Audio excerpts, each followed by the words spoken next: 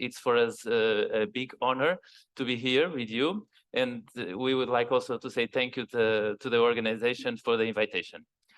So I'm here to talk about a tragic event that happened in 2018 in Borba, in a Quarry area. There's a collapse of a road, and I will explain what's going on. For me, it's normal to explain more the point of view of the tactical works and more about the civil protection, not so many about the dive. But for this forum, I bring exclusive the part of the dives because I think it's the most important part. So, in summary, what we will do, I will talk a little bit about us, how do we organize, how do our job, and then about the Borba mission. So, in terms of civil protection, what usually we do? When there's an event, there's a lot of people from different institutions that come, and they need to work together. And our main job is to coordinate, not to command. Each structure has their own command, including us, but we need to coordinate all the jobs to fix the goal.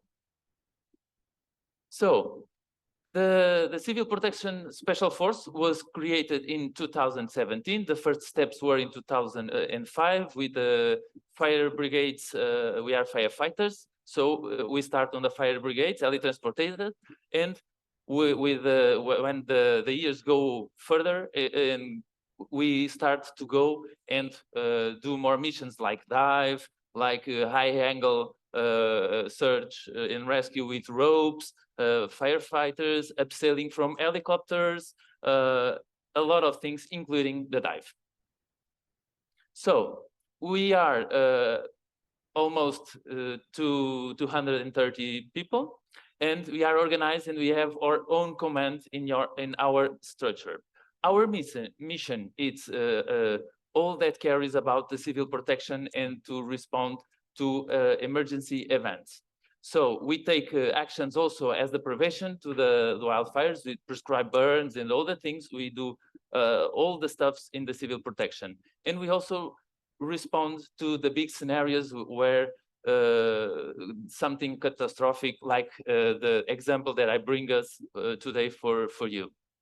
Also, we can work inside or outside the country. We also have some missions that we have done in the past outside the Portugal, and also to provide specialized training and to give some formation for the other firefighters and for the other people that work with us on the civil protection. We also do other civil protection missions like to forums like this one to sensibilize the people to the importance of the civil protection. So I'm here to talk about the Water Rescue Brigade. The Water Rescue Brigade starts the first steps in 2010 with the diving trainings, with some formations, and then just to make the point, usually they call PSD, those kinds of people, the public diving service. And in 2002, they start to training, and we put together the divers, the lifeguards, both the drivers, and we grow up. After that, between 2016 and 18, we suffer a slowdown. It's normal in those institutions like us. Normally, when we start with a lot of energy and motivation, and sometimes along the way, the things get a little bit slowed down. And because of that slowdown, the command of our structure thought it's better to do something to not lose the experience in the job they have done. And what they do, they sell the group, because the people that diving on a past, they also do fires, they also do a lot of other missions, and they are not 100% dedicated to the mission. So as we all know, when you dive, you need to work on diving, because if you do a lot of things, you cannot do a lot of things well. So the decision was, let's close the group and work exclusively in diver. So nowadays there are 7 elements. On the beginning there are 8, but now they are 7, and we are thinking to put a little bit more people, but not a very big group, because in the dive, it's better to have a small group that work always together and they know each other very well than have a big group and you cannot control the things. So in terms of experience, in 2022, they have like more than 1,000 dives. It could be not a big number, but for 7, 8 people, yes, it is. They dive a lot. So also in 2020 and 2021, the numbers get increased because a decrease, sorry, because the pandemic situation, because the people cannot go to the beach, the people cannot go to the lake, so there are so many missions in terms of search and rescue. Moving forward, so let's talk about dive and about the mission. That's why we are here. So you are here in Troje, where you can see the red arrow is where we are, and a little bit from east, you have the Estremoz, the district of Estremoz, and you have the municipality of Borba. And in Borba, it's very known because the marble quarries.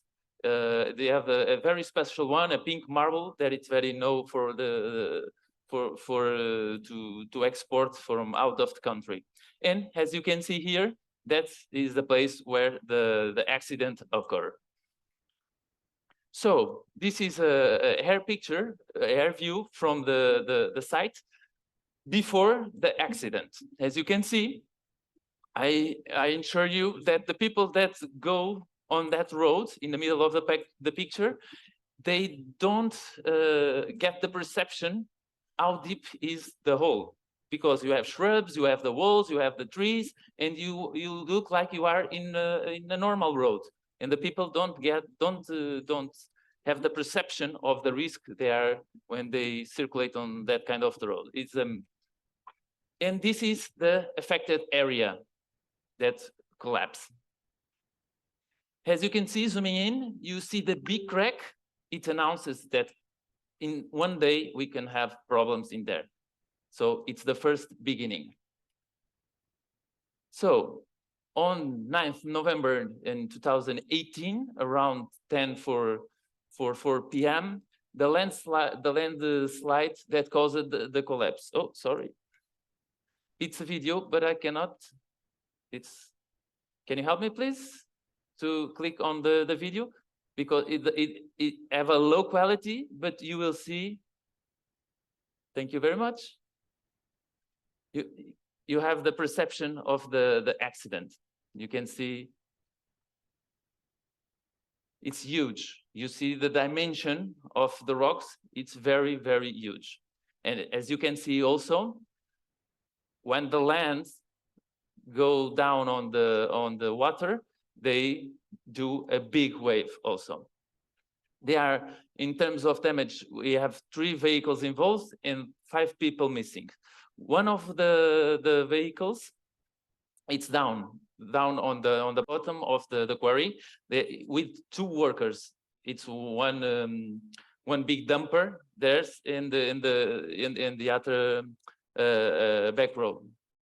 So, and the other 2 vehicles are on the road. The first one, when the landslide occurred, they go down with the accident, and the other one comes in back. It cannot see and go there also. Just to remind, there's a pouring day. It's raining a lot, so it's difficult also to see that. Moving forward, so here you have the scenario before and after.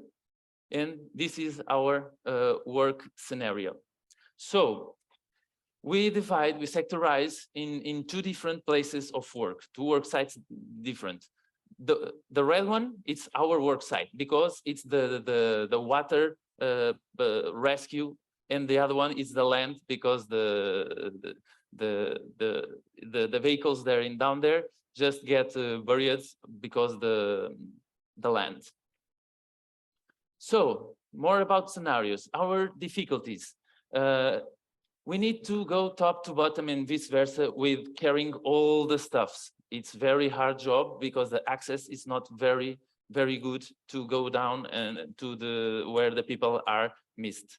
The displacement also, the type of floor, we also, it's very, to up and down, it's very difficult. We need to cross different levels with telescopic ladders and all the equipment. It's very hard to assess the scenario area. And also the height of the last level to the water, to the surface of the water. As we can see here, before diving, we need to do a good assessment and recognition. This is very important. It solves most than 50% of our problems when you do a good assessment and a good recognition. So we must ensure the safety conditions, otherwise we are not able to work. It's the first topic. And we have some experts from the National Laboratory of Civil Engineering. We have some engineers there. They are monitoring the soil because we don't want more people get hurt. And also we must do a good evacuation plan. It's very important. And not only test him, because it's important to test him, to all the people know, and they feel safer. And forward, I will talk about that feelings about the divers. What do we feel when we are there? And then also we need to do a very good depth recognition, because it's important to establish the profile of the dive. As you know, it's very, very important. The profile, it's more or less between 21 and 40 meters. And also the water conditions there, we have some fuel on the water and oils from the vehicles, and very, very hard conditions. We also need those special equipment to help us to put the gears and the things down. We start with the circular searches, and forward I will talk a little bit more about that. Or I'll tell you now. Usually, when we do that kind of search, we have the float, the rope, and the weight on the bottom, and another rope. The second rope, it's the line from the diver, usually go near the soil. In this case, because the bottom it's so irregular, we need to put them 5 meters above and do the circular search, because otherwise the rope always are trapped in something.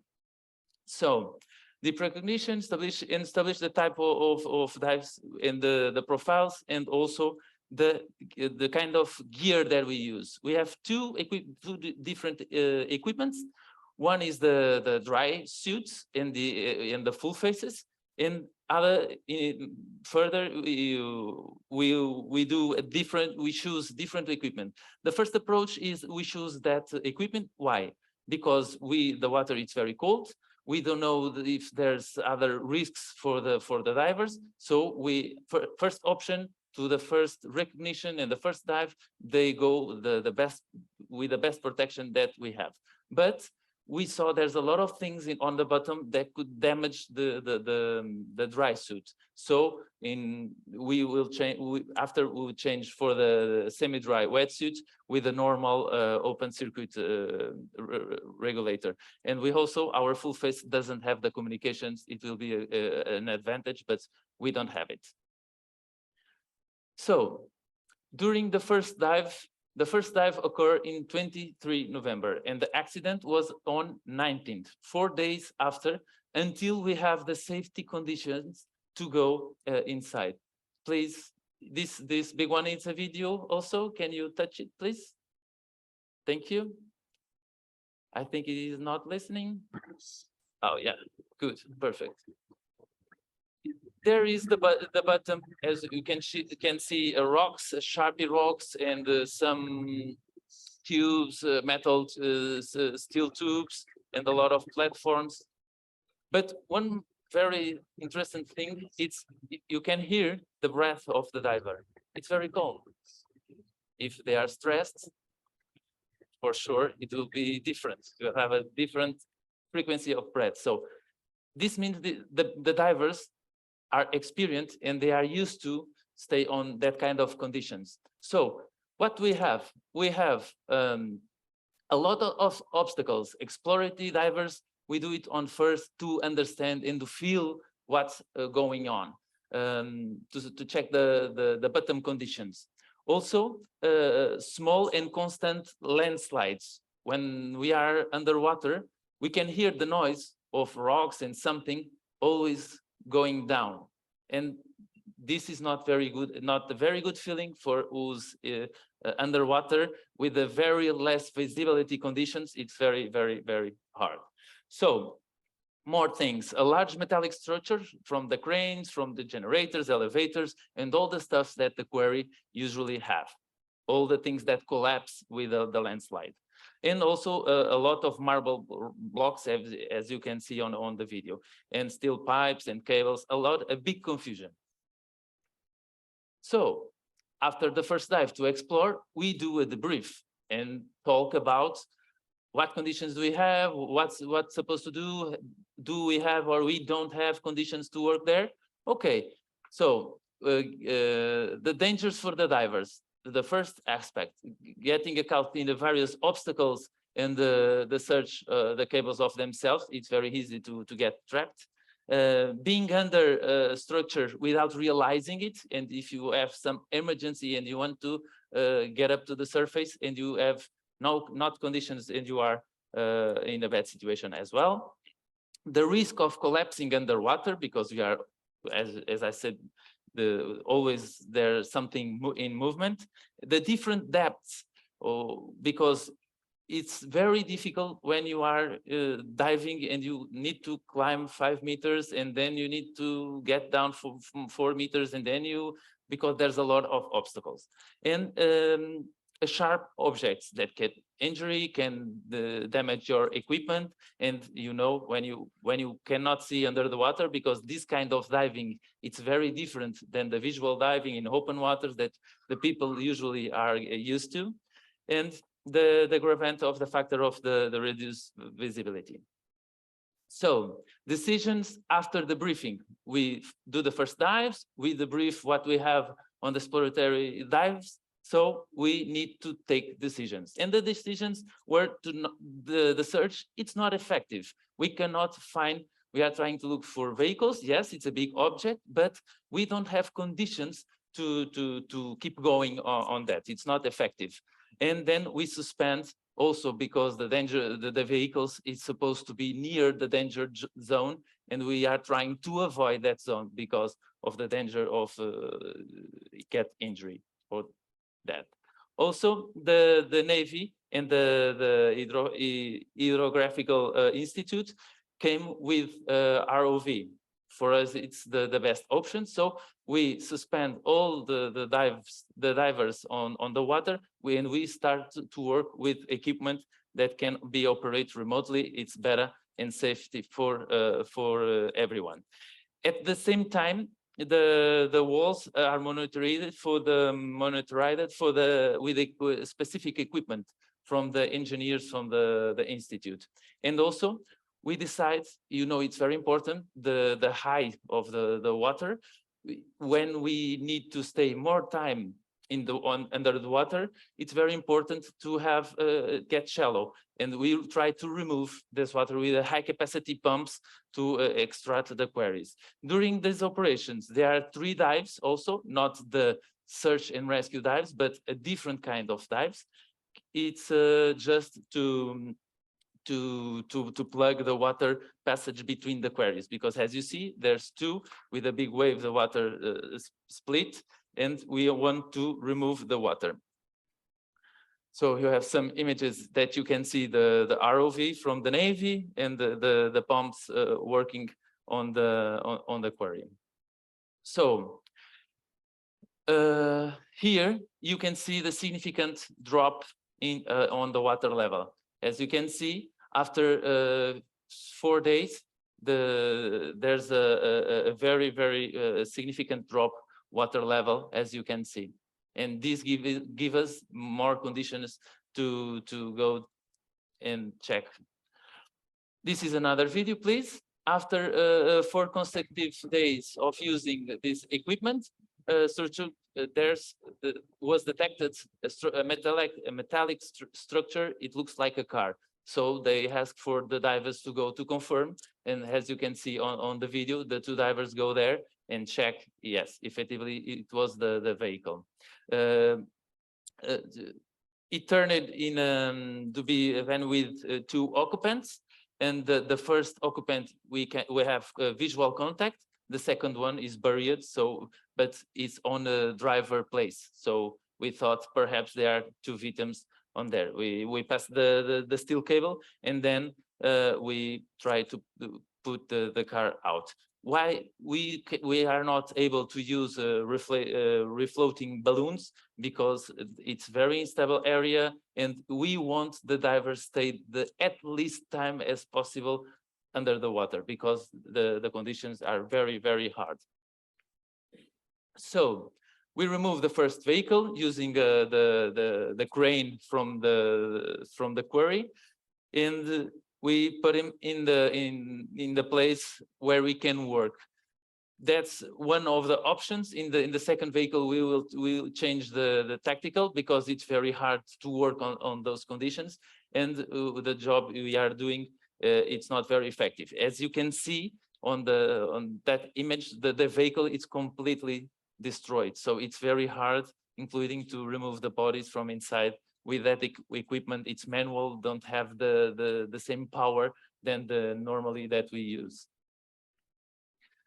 In 29th of November, the Portuguese Navy requests for an intervention from divers, because the ROV, one of the cables of the ROV, become trapped. Well, it's like fishing. It's on the hotspot. It was found stuck in the heel of the car, and still be on the found. So we passed, the divers go under the water, and they passed again a steel cable on that from the crane, and hoist them for up. So the end of the mission occurred in 1st December. In the total, the number of the immersions was 13, with 290 minutes underwater. The maximum depth was on the 20 meters, and the depth of the first vehicle was 8 meters, and the second one 4 meters. But remember, the level of the water decreased a lot, because the pumping job. About 7 meters of water height was removed, equivalent to 60,000 cubic meters of water in the first to the first day that the pump starts working until the end. So, feelings and thoughts. It's normal for us as the divers, when we are underwater, especially when we are not on vacations and on Maldives or some beautiful place we are watching the fishes and all the beautiful nature. When we are in this kind of scenarios, it's normal to get anxious. All of us, including the most experienced, but it's normal. And it's also normal to get nervous and to get fear, not panic, because the panic, it's bad and kill us. But the fear, it's good. The fear makes us to do not feel so comfortable, and always do the body check. Always do the procedures. Always do and guarantee the insurance and all that kind of important things. Do not forget, because if you don't have a little bit of fear, you say, oh, I have no problem, and then you will start to do something not so good. And also the noise from the small landslides and the ground instability always give us that extra feelings that we are feeling at that moment.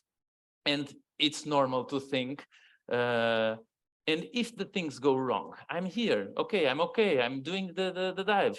But if the things go wrong, that's a normal thought. How we avoid them, and the bad part of that thoughts and that feelings. Comply with safety procedures, always. If you do it, you remove more than 60 or 70% of the problems that you could have. Also, knowledge and experience. Most experience you have, more knowledge, you feel more comfortable, and you are more resilient to that feelings, that bad feelings. Having also a tactical staff to monitorize and give you the, no, don't worry, that part is for me, and we trust each other in jobs, and we need to someone technical, because I'm not an engineer. I don't know if the land will slide more or less. So this kind of work, it's very important to have technical people to support us, and also to make good briefings and talk with the divers, do the first dives, to exploratory dives, to tell them this is the bottom, in how we work. Normally, we are in Portugal, and we will like to give the examples like soccer. You know, if you are a soccer team, you have the coach, and the coach know exactly who's the best guy to dive on this kind of conditions, who's the best guy to dive on that kind of conditions. And you have to choose the best persons with the best skills, and including the best person with the best skills. In some day they could be not ready because psychology, and they have some problem in house, or they don't feel comfortable, and we need to be very humble to talk each other in our team and say how we feel. Do we feel comfortable or not to go to do that job? And more, always have the emergency diver on standby. This is give me also comfort, because I know if something's wrong, I have someone on the surface that will get down very fast and help me. It's very good for our self-confidence as well. And choosing divers with the right profile, it's very important, as I told you. And have the you must well know your equipment. It's very important. You need to get very used to, in this kind of conditions that you have low visibility or 0% of visibility, you need to know where your equipment is and how the equipment are maintained. And practice, practice, practice. It's the key. And I let a video, how do we practice to be ready for these kind of situations. It's just one video. We have more, but it's more or less like this.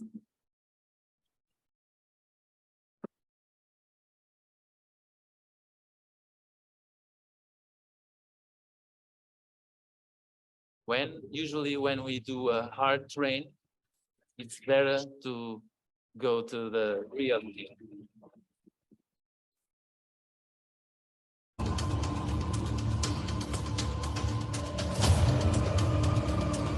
Most you practice, most you feel comfortable, more you feel self-confident, more you feel able to do very hard jobs.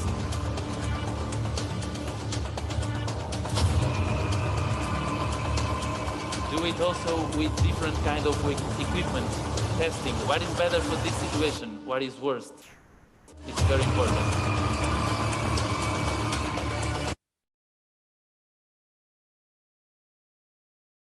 And also it's fundamental for the supervisor or the team leader to know that in the training, we recognize the people, if what people have the best profile for each situation. So lessons learned. I think this is the most important part of the presentation, because greater effectiveness when there is an interaction and collaboration between different entities operating.